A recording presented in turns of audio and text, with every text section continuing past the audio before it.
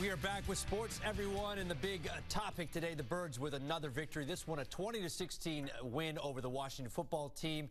And more importantly, who thought this a couple of months ago, but the Eagles have clinched a playoff spot. So we're going to break down this victory, what it means.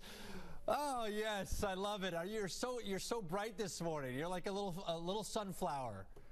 Well, our friend Vince Quinn. Blooming. Yeah, our flowers are blooming. This, of course, in reference to what head coach Nick Sirianni talked about, the flowers growing, needing time to grow. We gave those flowers time to grow, Vince, and they, in turn, rewarded us with a playoff victory. So, would you have thought this was possible a few months ago when this team was 2-5? No, because actually, Nick, it's funny as we have this conversation. So this is a little lion hat that I had. I wanted them to tank to the Lions a couple of weeks ago because they stunk. They were a terrible team then. And you looked at it, it was like, I don't know if Sirianni's a head coach. He might not last a year. And for them to be at this spot now where the team's like winning a ton of games, they've won 7 of their last 9, and they're in the playoffs, it's like, oh my God, it's crazy. Really, truly, two seasons with this team. I mean, a dismal start, 2-5. We were already looking forward towards next draft. Some question whether Nick Sirianni could be the head coach of a Pop Warner team, let alone an NFL team. And now this guy has got 9 wins under his belt in his rookie season. He's probably in some conversations for coach of the year. You have to be. I mean, this is crazy. No, it's shocking. And for the coach of the year stuff, I mean, it's really fascinating, right? Because if you asked a lot of Philly fans, maybe honestly 4 weeks ago, they would have laughed at you. They would have thought you were completely insane.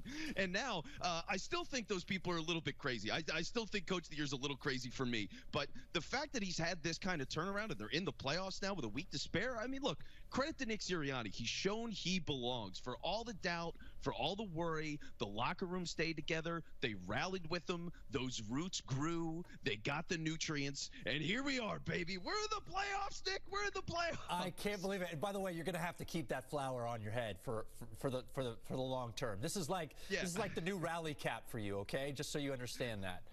But let's nitpick a little bit, because once again, though, yesterday they kept it really interesting. This team again getting off to a really slow start. What can they do? Because obviously just one game left against the heated division rival, the Cowboys. Then it's the playoffs. You got to start quicker. You have no time to start slow in the playoffs.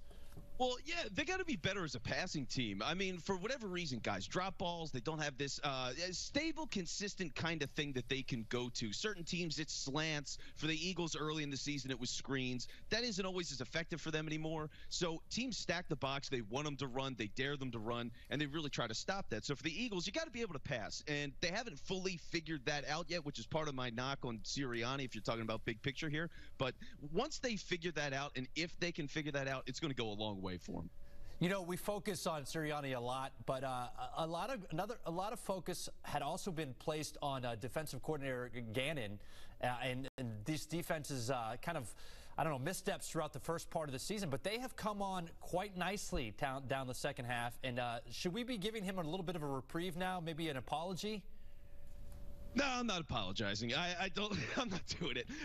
Here's the thing. I mean, the defense over the last couple of weeks, bad quarterbacks, bad teams, they've kept the numbers low. They've done their job. Like, for everything that you look for on the box score, they've done their job. But for Jonathan Gannon, early, these teams do get good starts against them. The offense starts slow for the Eagles, but the defense starts really slow too.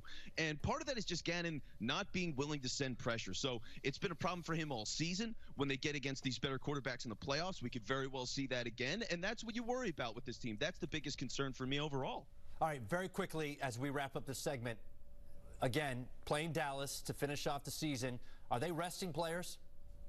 Yeah, you should. Rest, yes. Just sit back, soak in that sunlight, Nick. Just bathe in the sunlight, water yourself a little bit, and be ready for the playoffs. That's all it is. This Dallas game doesn't matter. All that matters is you ride out this week. You see who you play. Hopefully it's Tampa Bay. By the way, we're going to beat Tampa Bay if we get to play Tampa Bay. And then you go from there. So a lot of good things to worry about, but nothing to worry about this Sunday. Sit everybody. Give those flowers more time to grow. All right, Vince, where can people go get your podcast and hear you on the radio? Yes, Bell and the Birdman is where you can find me, the podcast. Again, Bell and the Birdman. It's on Apple, Spotify, anywhere you get your podcast. You can also go to bellandthebirdman.com. So that's the easiest way to find the show. Also spend some time at 94 WIP. You can check me out there. All right, Vince, love having you on. Always a pleasure, always a lot of fun. And go Birds. Go Birds! Woo! All right, still ahead on this Monday. The results are in from the 2020.